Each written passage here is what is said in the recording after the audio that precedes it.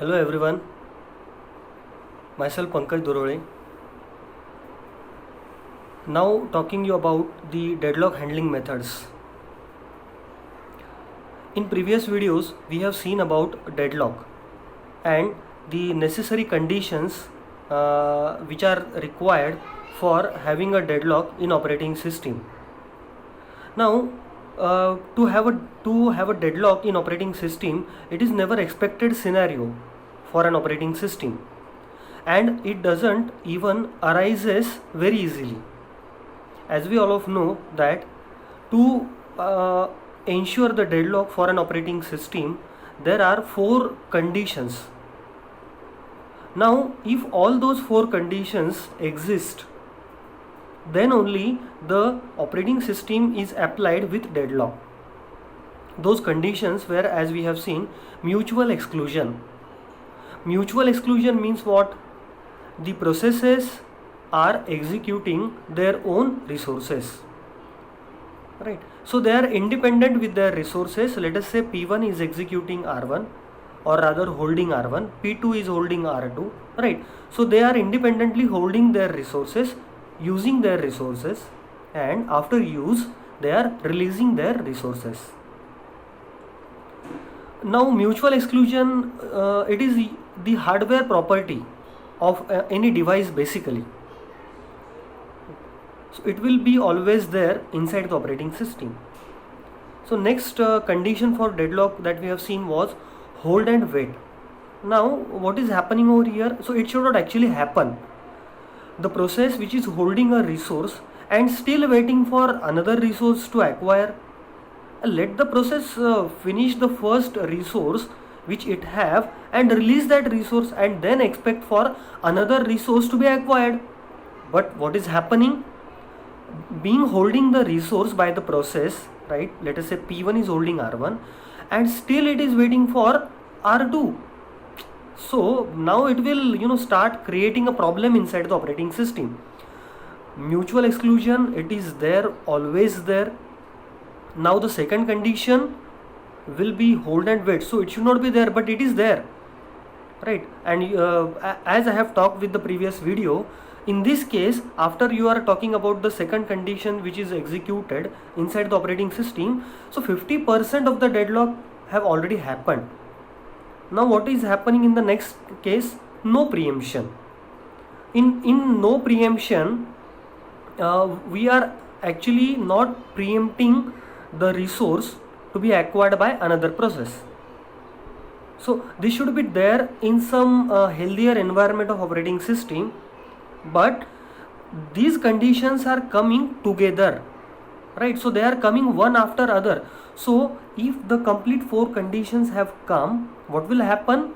The deadlock will be ensured for operating system. So no preemption is there. In the healthier environment of operating system, it is fine. But now with these conditions, the third condition is coming as a no preemption. So no preemption, it is not preempting the processes, not preempting the resources. Now what has happened in the last condition, that is circular wait.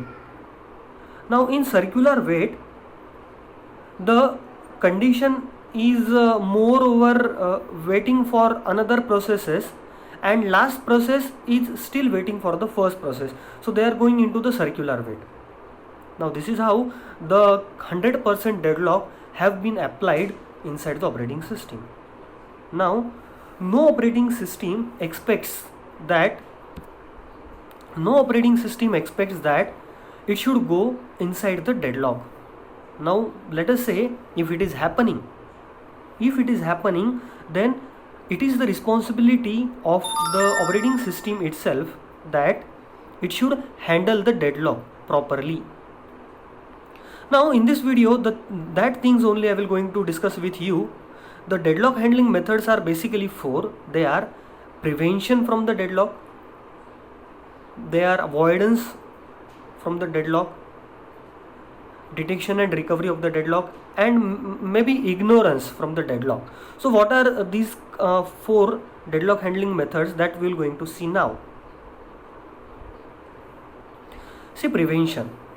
So Prevention is the key. So it is always said that prevention is better than cure. So what is prevention? If we look at the word even, we can understand that we are ensuring that the deadlock should not happen. Now it is very simple logic that you yourself can tell me that what will happen in the prevention. As we know that there are 4 necessary conditions, right? And with the 4 condition as a whole, the deadlock is getting happened with the operating system. Now in prevention, what we will do? Very simple thing. Out of those 4 conditions, we will violate any one of the condition. So out of 4 conditions, let us say if one of the condition is getting violated, right? So we will easily ensure that there is no deadlock. Very simple. So what does it say?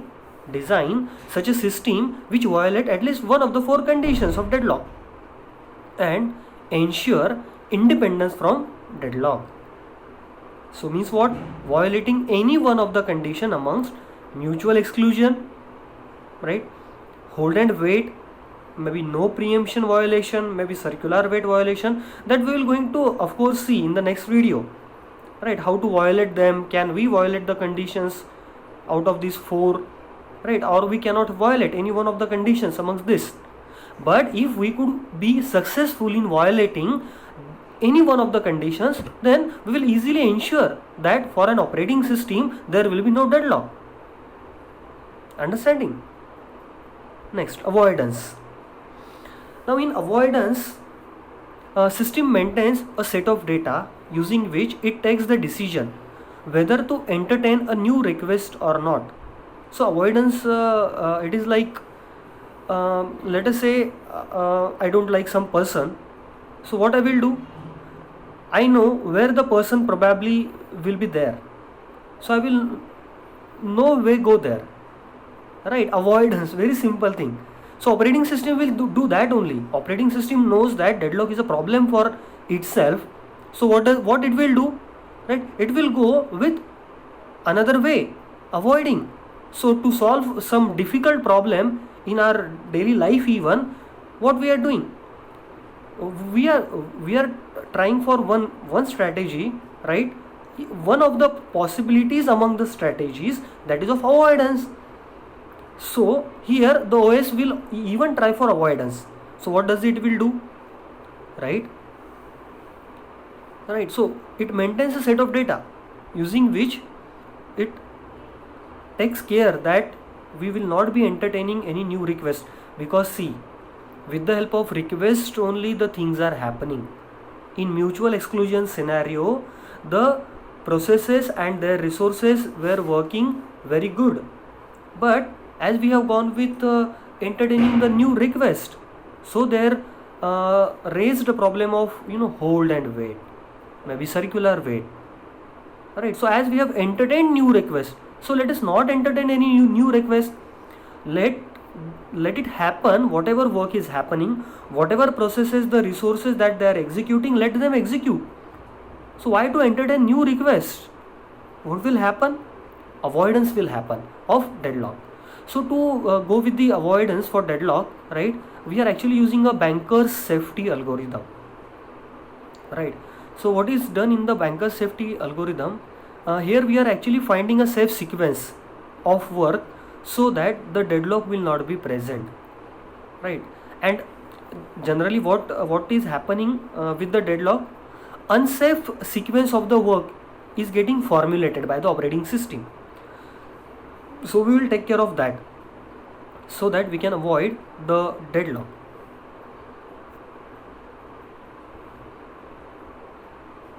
Now let us move ahead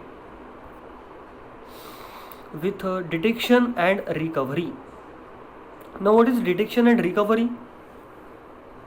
In detection and recovery, the operating system is, so it is waiting for the deadlock to happen, and after happening with the deadlock, right, it is going for recovery from the deadlock, right? So it is one of the measure, we can say, right? So here the operating system is waiting till the deadlock occurs. Once it detects, it will recover from it. So the method that the operating system is actually using, it is of wait for graph method. So wait for graph method is the enhanced version of resource allocation graph, right? In resource allocation graph, right, we are showing the resources and their respective processes, right? But what we are doing in the detection and recovery is that we are eliminating the resources, right? So let us say P1 is holding one resource R1, probably that R1 is held by P2, right? So now what we are doing in the enhanced version of resource allocation graph, we are removing that resource, so that what will happen, the P1 will be connected with P2 directly. So P1 can set the priority that I will use that resource first and then I will give a chance to P2, right? So this is known as wait for graph method. So it is like detection, after detection of the deadlock, recovery from the deadlock, right? And the last method that operating system is using, right, to come out of the deadlock is ignorance, right? So here we ignore the problem as if it does not exist. Now see, there can be a little bit confusion in avoidance and ignorance. Yes or no? You may say that avoidance and ignorance is the same. What is the difference between avoidance and ignorance? Now here there is a little difference. Like avoidance, it is we are considering that there is the existence of the newer request, and in the ignorance we are not at all considering. We are fed up of having a deadlock inside the operating system. So the last strategy the operating system can use while handling the deadlock is ignorance. Thank you.